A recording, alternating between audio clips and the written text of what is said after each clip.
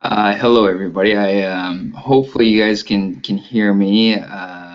As the introduction was being read out, it was a little bit choppy on my end. So hopefully everybody. Okay, so Eric. Hello, everyone. My name is Eric, as was mentioned. Hopefully everybody can hear me at the moment. As I was saying before, the introduction was a little bit choppy from my end. So hopefully you guys can hear me now. Maybe someone can mention something of that in the chat if everyone can hear me. But what I'd like Good. you can hear me? Yes, All I'm right, sounds great. Sounds great. Let's just see how things are going in regards to this.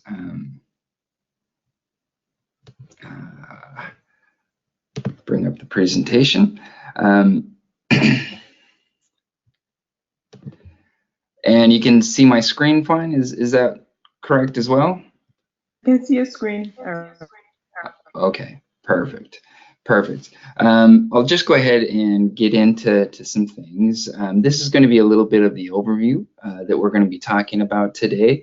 I'll, of course, introduce myself a little bit more than what already was, and then we'll start to talk a little bit about how you can get yourself ready to sell your business and do it in a pitch format. So we'll go through and we'll talk about these various things. Hopefully we're going to be able to get this done in about 30 minutes.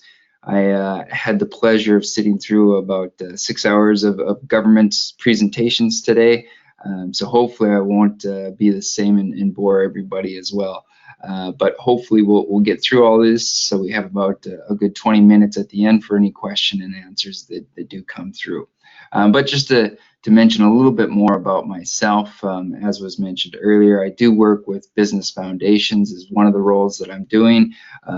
I am a business advisor with that. What I primarily do is work with individuals within their first year of business, so individuals that have started up a small business, whether that be an individual business owner or a small team.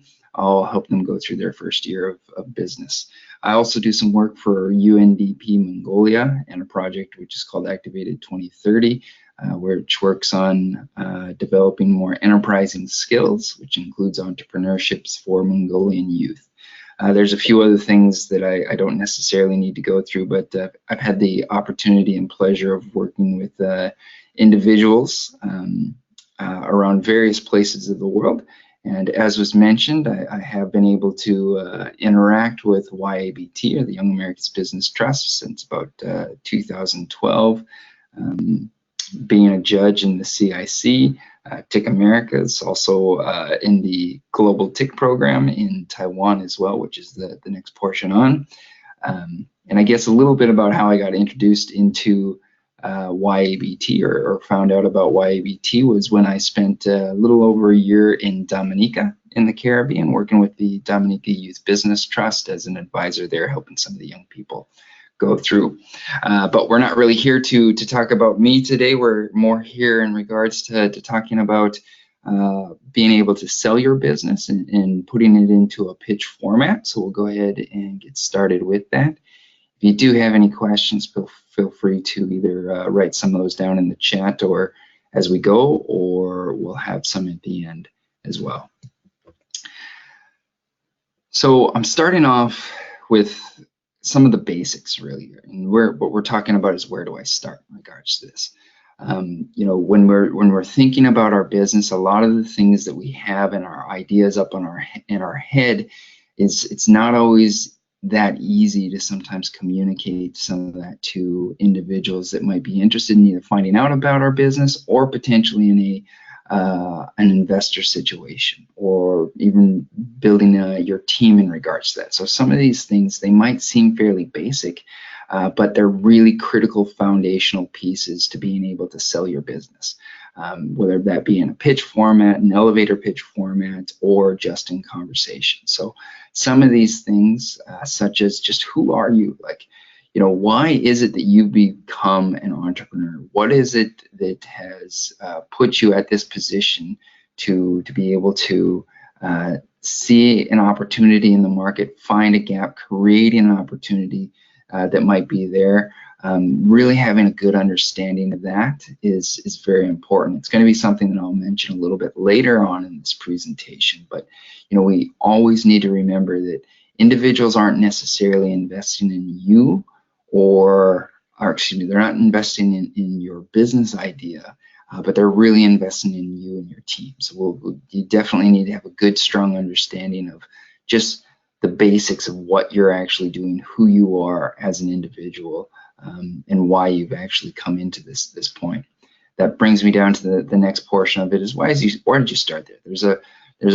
There's opportunities out there that are a lot easier than trying to start your business.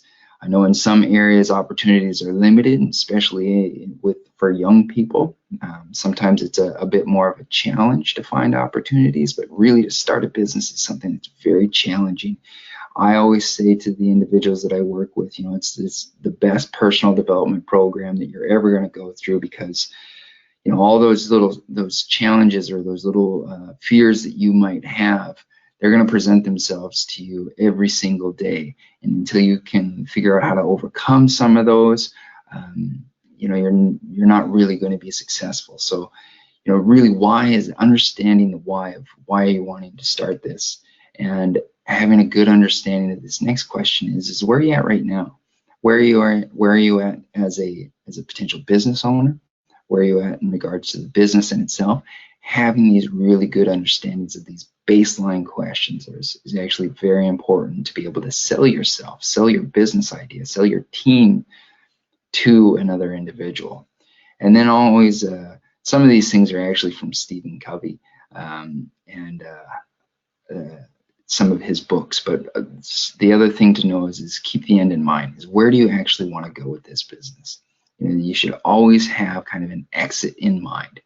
And even if that is not wanting to necessarily sell the business, but where do you want that business to be at some point in time? What's your end goal for your business? Having a good understanding of that picture for you from the very beginning is a good place to start when you're starting to think about how am I going to actually try to sell this business to other individuals as either a customer, as a team member, or as a potential investor. And that comes down to really the start of some of these things. And everybody always thinks, oh, I have to come up with a really good business idea. I have to do some brainstorming, do all these different things in regards to creating this idea or coming up with this idea. And we actually want to flip that around a little bit and say, well, through either interviews and speaking with individuals, doing some customer interviews, going out and talking to your potential market, what is the problem that you're actually trying to solve? And you might be saying, all right, well, that's kind of the same thing. I've come up with this idea to solve a problem. Well, who's told you that problem is actually out there and existed?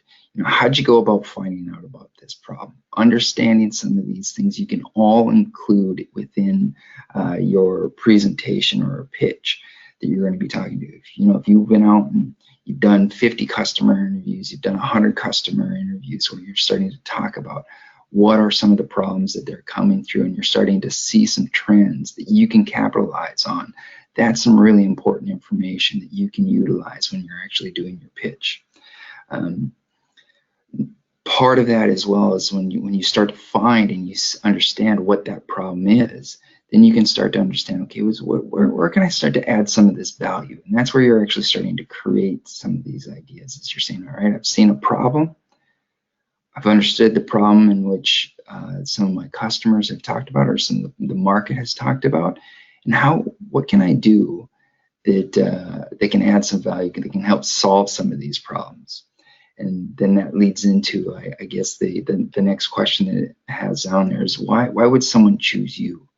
That differentiation point, or that value proposition that you're offering, is actually really important as well, because it leads to some things which are barriers to entry potentially. If you have some barriers to entry, so it's not just an easy idea that you've come up with or that you've found that anyone can come in quite quickly and just duplicate, and not having to go through some of the challenges that you yourself have gone through to discover this problem. It's something that's really quite important. And also coming back to the question that we had before is saying, okay, what's unique about yourself, you and your team, to solve this problem? Once again, this comes into another barrier to entry, so it makes it more difficult for other organizations to come in with your business idea or what you're trying to do. Having an understanding of this is all building information that you can start to put towards this end presentation that you're going to do, this end pitch that you will do at to investors or to individuals, to team members. Which then always comes down to the aspect of this value proposition, right? We've started to understand, okay, we know what the problems are that are out in the market. We've figured out how that we could potentially solve this problem, or we can help individuals solve this problem. We have the unique reason why we can help these individuals solve it, and we understand what advantages we have to be able to solve that. But then we have to start talking about the value proposition. And we have to start saying, okay, we've done all this, we've looked at our market, now who is it that we're actually going to be able to help solve this problem for? So who exactly is your customer? I've spoken with many individuals and I've asked them about, okay, well, who is your target market? Who's your target customer? And they say, well, it's everybody, it's a service that everybody can use. And I always say, if you market to everybody, you market to nobody. Some of the organizations that do potentially market to everybody, a good example would be like Coke, the soft drink company. And most individuals don't have the marketing budget that an organization like Coke or McDonald's has. So you have to be really specific on who is this exact individual that you're going to be able to sell to, with the understanding, even though this individual might be very specific, there's going to be individuals on kind of surrounding that persona or that individual that are also going to be interested in purchasing your service or your product. But the whole idea with this and knowing who your customer is saying, all right, well, if I put in some marketing dollars towards this, and if I go after this customer, I know it's going to be the best bang for my buck, or I'm going to get the best return on my efforts going for that particular customer. Okay. Brings me down to another position in regards to your value proposition is, okay, what value are you adding to the customer? We've talked about this a little bit before already, but it's something that's very, very important. Is you're trying to help them solve a problem. How are you and your business team going to go about adding value to that? So how are you going to help facilitate them solving that particular problem? Okay, that then comes down to something that's also really important is, if you're first to market, that can be really good, but often it's fairly expensive. If you're second to market, or if you see something that's already going on in the marketplace, but you have a way to improve upon that idea, what's going to actually differentiate you from your competitors? What's that difference point? That's where that value proposition comes in. Okay. It's something that is very important in regards to understanding what you need to do. And hopefully I'll get that out of the way so everybody can see these and read. I'm assuming as well that we can make these PowerPoint presentations available to everybody at the end, so you can maybe spend a little bit more time on thinking about some of these questions, and even the template that I have at the end. But getting back to this is you're just starting to think about really what is that unique thing that your business is able to offer to your customers.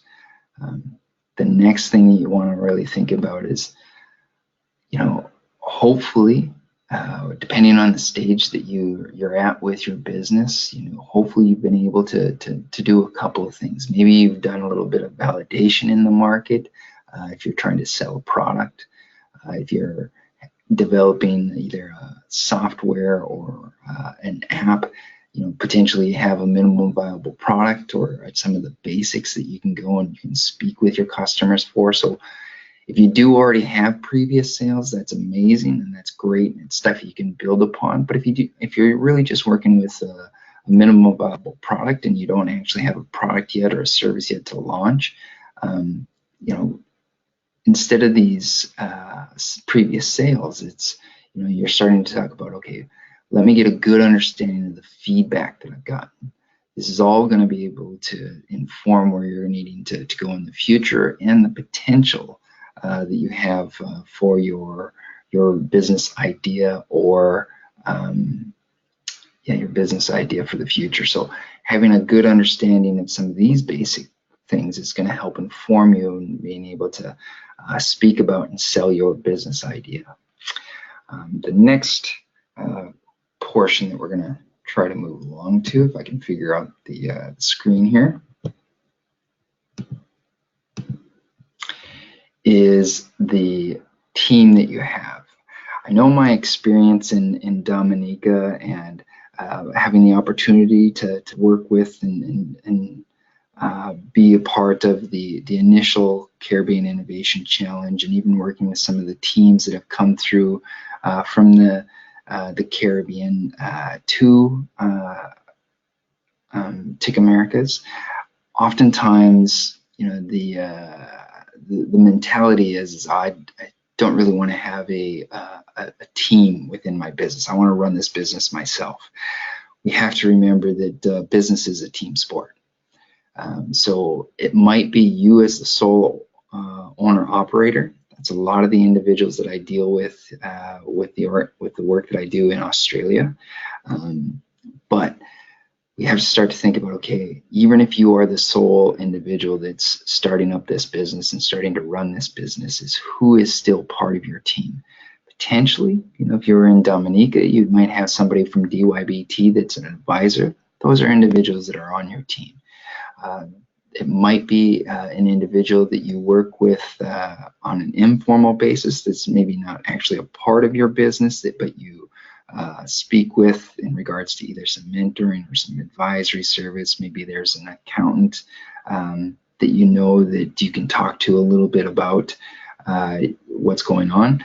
Those can all be a part of your team. If you actually have a team that's being filled out and you have some individuals that are there, it's really important to talk about those individuals in your presentation.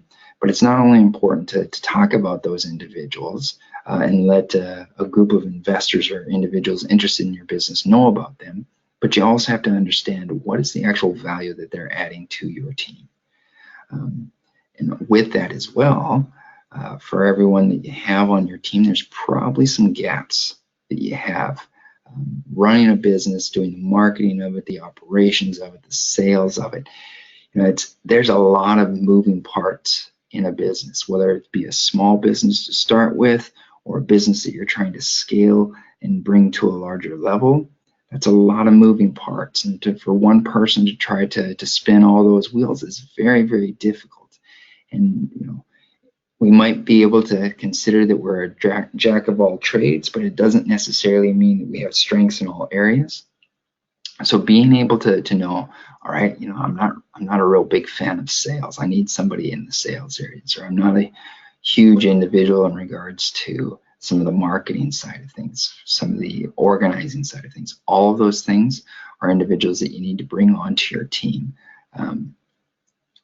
Now I'll go back to a point that I made before as well, is when you're doing a business presentation pitch and you're trying to sell your idea to an investor, you have to remember that the investors are not actually investing in your idea. They're investing in you and or your team.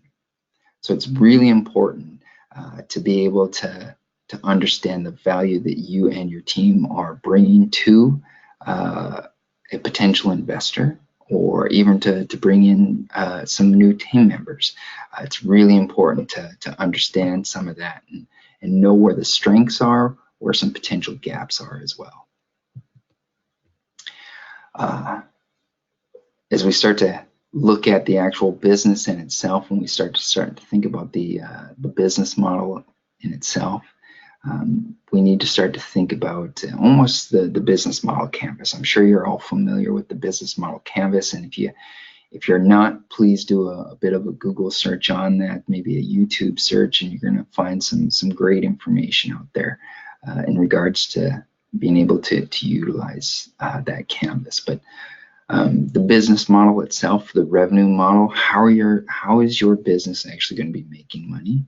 Or is there a single channel that you're going to be using? And of course, there's going to be some primary channels that you feel as though that you're going to be using to generate revenue, whether that be a product, a service.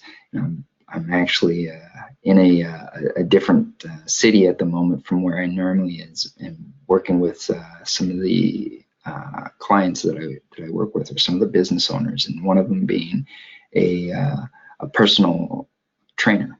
And we were talking about, all right, well, if you're going to be doing some personal training time, for every hour that you can put in is an hour that you get paid back. But what are some of the other different channels that you can bring in? What are some of the other different revenue streams that we can bring into this? And whether that be some online sales in regards to it, it can be some supplements that she's going to be selling. There's a number of different ways that you can start to bring in some revenue to your business, and having a good understanding of those different channels, those different revenue channels that you have, is really important to understand the potential for your business idea. This also then comes down to is, okay, well, we have an understanding of the different revenue channels that we have, or the markets that we can get into, but what's the actual market size? Is this a growing market? Is it a market that's kind of in decline? Is it a market that is stagnant? There's opportunities in all three of those different markets, but you need to understand what's happening in the market so you can try to take advantage of whatever it is going. And part of that goes into is we're starting a business. We're still pretty small, and we're going to need to be able to scale and grow into that market. So you have to have a good understanding on how you're going to scale into that market, or how you're going to grow into that market. And as mentioned before, if your business is already kind of starting, or you've done a couple of validation tests where you've gone out and sold some small versions of your product, or tested out your minimal viable product, is you have to start to think about, okay, what did I do to actually get those customers? Was it something in regards to the way that you sold it? Was it the platform that you used? What was it that you actually did to get that first, second, and third customer? So that's going to help you understand how you're going to get the 100th, 200th, 300th customer as well. And part of this comes back to this next idea that question comes down to is does your business model, does it utilize repeat customers? That comes back to this idea of these revenue channels. Do you have something that is a consumable product that you're going to be utilizing, or they're going to be utilizing on a fairly common basis, where they're going to be coming back to you? Having some of those repeat customers is really important. One of the things that they always talk about, and I think the numbers are actually a little bit off now from what they used to be, but they would always say it costs 3 times more to gain a new customer than to have a repeat customer. And even though the numbers might be a little bit off now with some of the different tools that are out there, it's still relevant in regards to it. Of course, once again, it's the feedback, having an understanding of what you've gotten from those initial customers. Building up that information is all going to be able to help you know how to sell your business idea in the ways that, or first off, as I mentioned, is sell the business idea, but then also be able to anticipate any questions that you might be getting from potential investors as well. So it's also really important to have an understanding of.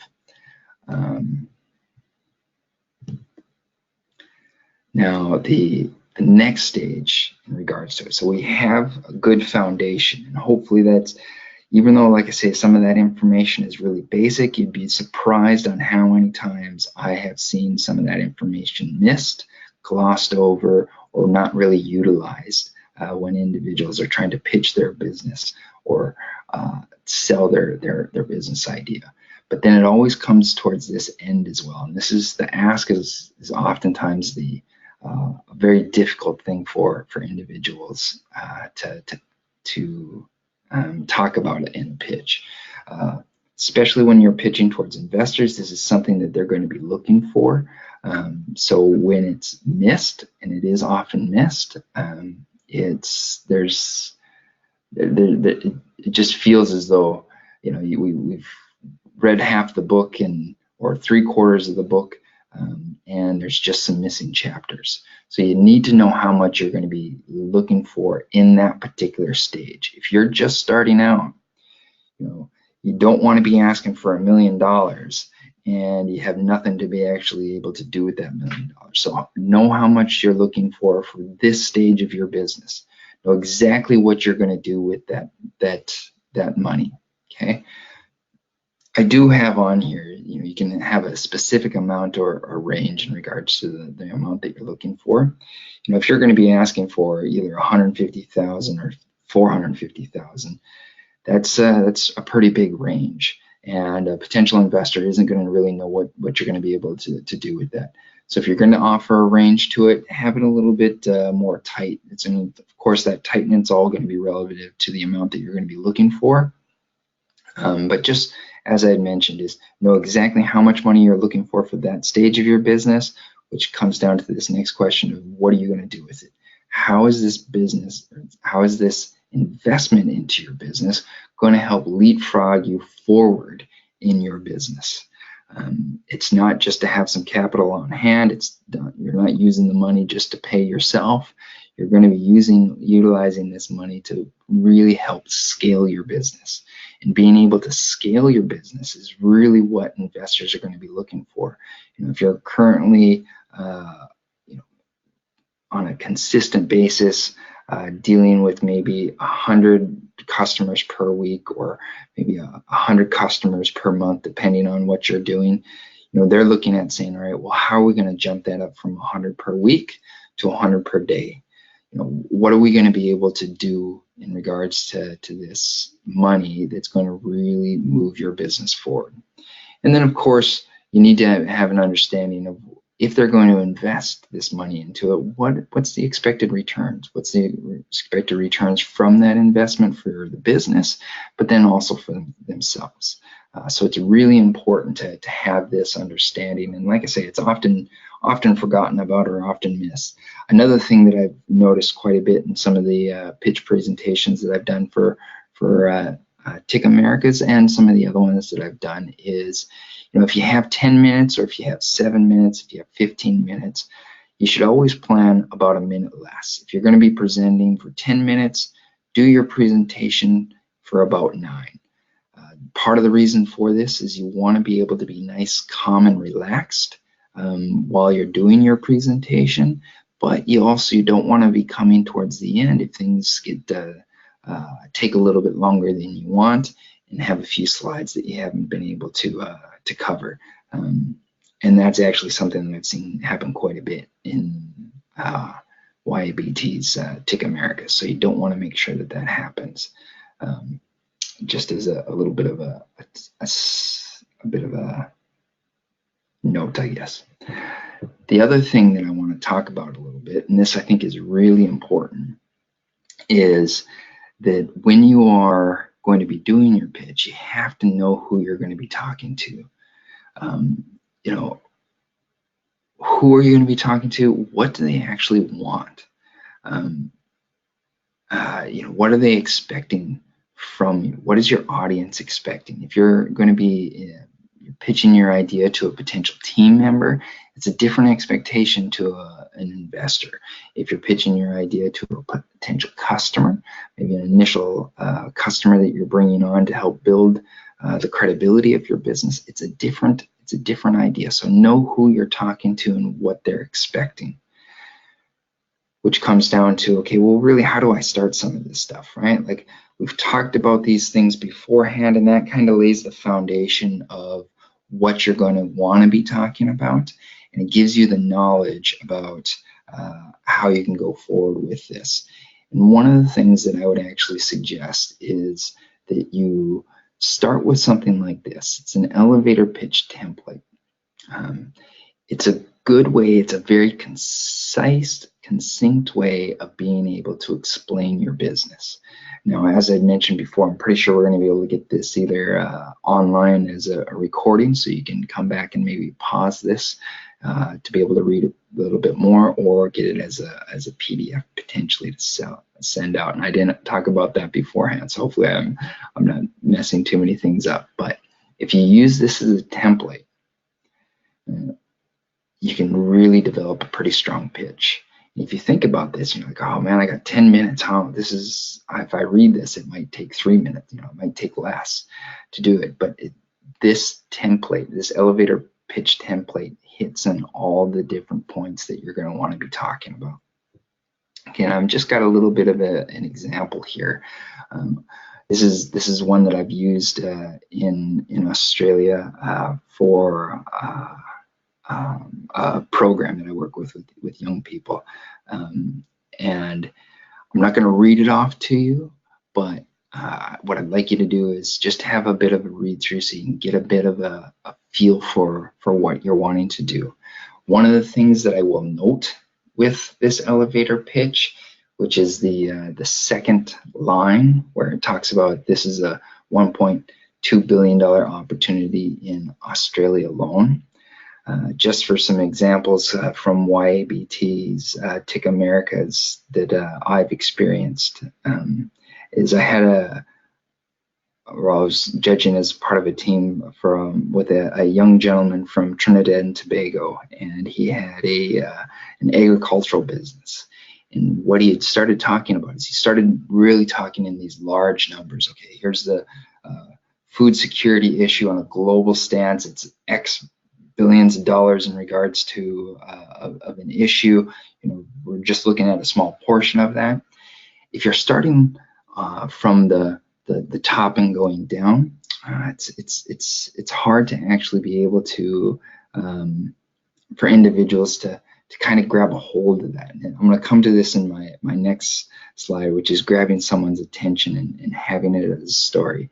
In this particular example, this was for a business called Fresh, Healthy, and Local, which dealt with food plans for individuals that are trying to lose weight. Everybody knows somebody that is trying to be a little bit more healthy, trying to maybe lose a pound or two, whatever it is. If you start with an individual story that can really grab someone almost by the heartstrings, and being able to relate directly to that individual, it's really important. So that's the one thing in regards to this template, that even though sometimes you want to talk about the large macro opportunity that comes to this, when you're doing a presentation and a pitch, you need to start off on a smaller scale. You almost have to go from the bottom up, starting with the one individual, that target customer that you have, that persona. There's a reason why that individual is your target customer. Talk to them about that pain that they have, those pain points. Okay, I'm just checking my time here. I'm seeing that I should be moving along a little bit. I did want to put this particular slide up, and there's a little bit of a web link down there as well, from entrepreneur.com. It's a online television series or an online program that has individuals that are just pitching their businesses. I think it's in season 6 at the moment or something like that. One of the things that season 5, episode 6. One of the things that I would suggest is, whether you're watching something like this, maybe it's the Dragon's Den, whatever it is have a look at what people are doing, see what you think is working well for them and what fits your style. And the most important thing is what fits your style, and build your elevator pitch or your business pitch from that, with the criterias that are aligned with that pitch. If it's for TIC Americas, the criteria that is in the pitch, or excuse me, if it's for the Caribbean Innovation Challenge initially, the criteria that is going to be around that pitch in regards to time limit, what your judges are going to be looking for and judging you on. That's information that's all available. Make sure you, as the slide before said, it's know your audience and know what they're expecting. So you can start to build your pitch around that as well. But being able to look at programs like this is a helpful tool as well, just to help you generate some of this. And part of the reason why I guess I haven't put through some slides in regards to, okay, well, on slide deck 1, you want, A, slide deck 2, you want B, C, D type of thing, is we all need to tell our story in our own way.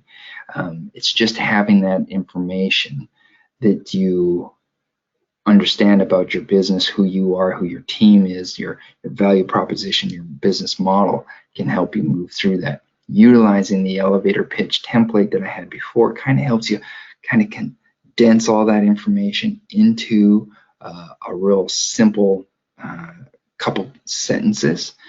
But then what you need to do is, if you need to take those simple couple sentences that can succinctly discuss what your business is, the opportunity that's there, the team that's there, where you're going to be going with your business, you then need to be able to say, all right, well, I need to turn this into 10 minutes, okay?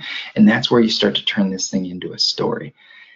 You probably noticed as you've been going through and doing some of your potential initial sales, or you're starting to try to validate your idea, is that it's really story-based, right? We're all we relate to individuals that talk about stories. And when you can talk about your business as a story, it's something that we can imagine. We can start to follow your journey that's going along. So you're wanting to be able to take that simple elevator pitch template and turn it into a story that fits into the criteria that you're going to be working with. And some of these things, you always want to think about this as almost like it's a 3 section kind of elevator pitch, right? There's the initial beginning, right? And that's a very important time. We don't just say, hi, my name is Eric. I'm going to be talking about fresh, healthy, local, and then get into your business. You want to really be able to figure out how are you going to grab someone's attention. Maybe it is in regards to a question that is asked. Maybe it's one of those emotional pain points that some of your customers might be dealing with. If it's going to be in regards to either the client that I was working with down here before, as I was mentioning, in regards to personal training, maybe it's something around the health side of things. If it's in regards to the fresh, healthy, local, I guess I have a little bit of a theme going on here in regards to health and wellness. But then it's in regards to, once again, it's health and wellness. So everybody knows somebody that's struggling either with weight or trying to lose a little bit of weight, being a little bit more healthy type of thing. The other thing that you could potentially do is talk to them and tell them something that they don't know. And don't necessarily start off with some of those big facts about, the health and wellness industry in Australia is $1.2 million or $1.2 billion, excuse me. It's not easy enough to know. But if you're talking about childhood obesity rates or increasing health issues, and maybe in regards to cardiovascular health, that might be something that can grab someone's attention. The other little resource that I would like to give to you, if you have an opportunity, is read a book called Made to Stick by Chip and Dan Heath. It's a great book in regards to being able to tell individual stories about your business. It's a great marketing book in a number of ways, and it can really help work out in regards to helping you know how to sell your business idea. I see that I'm just about up on time here, and I'm coming to the end as well, so it looks like I've timed this out fairly well. Here is my contact information. I have just my simple personal email address that's on there. LinkedIn, of course, is always a great resource for you to use as a business owner or as an entrepreneur. You can certainly search Eric Klock for me and get in contact there, because I'm more than happy to answer any questions you guys have now or in the future as well. But with that, I'll see if I can open this up to seeing if there's any questions that are coming through. Thank you. Thank you. Thank you. Okay. The purpose of the persons on, you can type it, you can raise your hand and open up.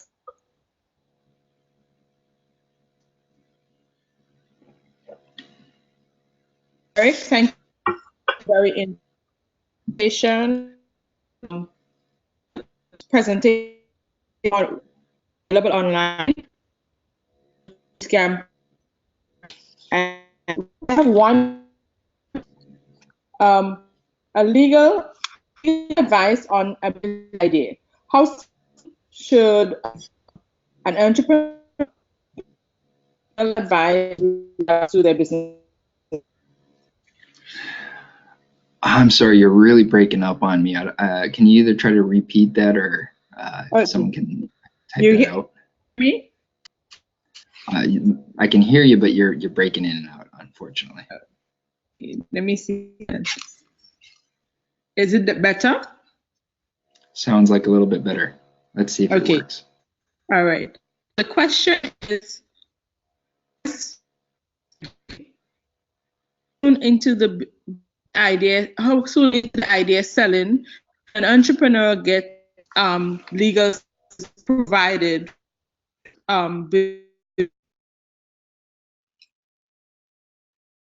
Okay. Unfortunately, after you said, here's the question, it just kind of dropped out. So here's what I think the question was: is how soon? Yeah. Type the question out, and I'll just start answering what I think it is, and then potentially I can fill it out.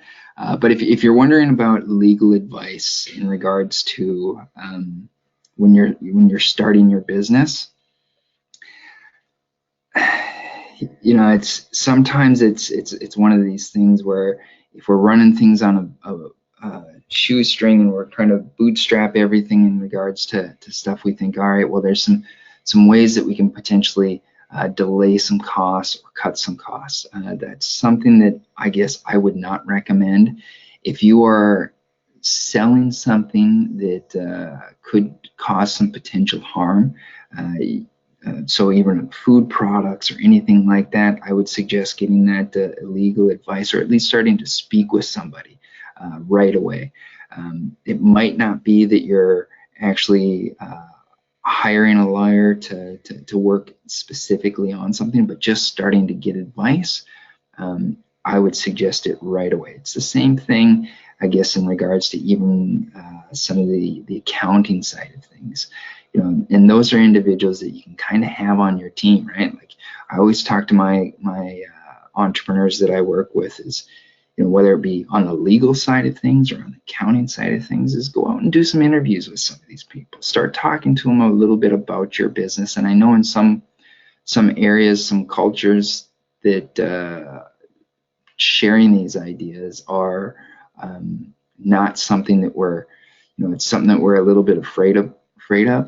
But that's something that I would suggest that you start doing right away. It might not be that you're paying them for a full contract initially to be writing you up a contract, but it is something that you should be doing right away.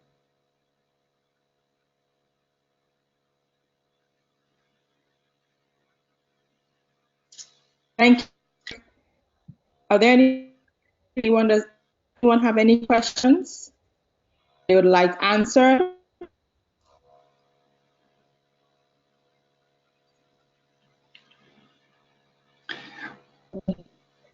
If anybody is thinking of any questions, one of the things that I'd just like to say is, you know, a business idea in itself is just like a seed, right? It's even if you've taken that idea and you've turned it into a little bit of a small little business, but it's just like a seed.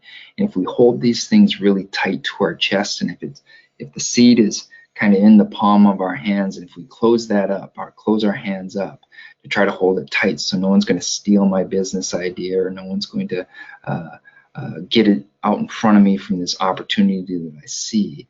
It's just like a seed, right? Like the seed needs a little bit of sun, it needs a little bit of moisture. So if you open up your palm and you share some of these ideas with some select people, you know, you don't want to just talk to anybody and everybody about it, but if you share some of that idea, your business can really start to sprout and grow.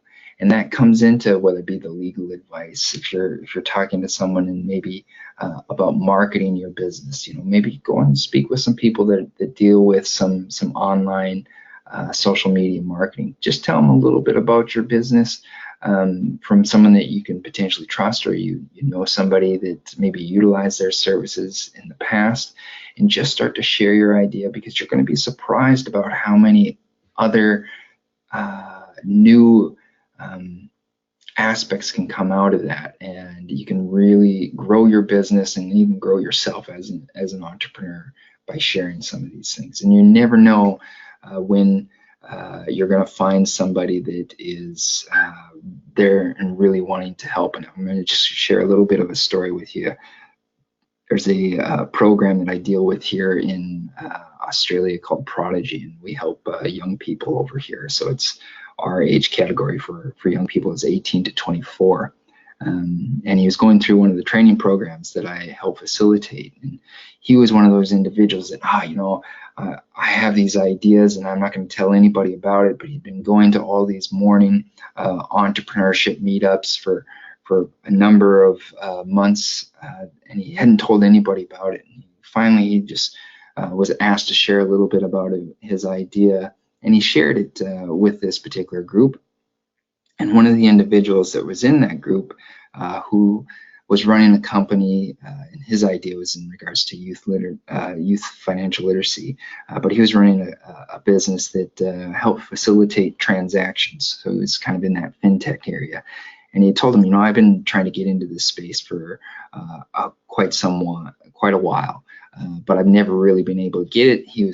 I think he's 46 or something like that. And he says, like, I don't have anybody that's kind of in that demographic. You're exactly the individual that I'm looking for. And he's found somebody that was willing to fund 2 years of his business exploration and business development just by talking a little bit about it. And, you know, that might be a little bit of a unique case, but you never know when things like that are going to open up.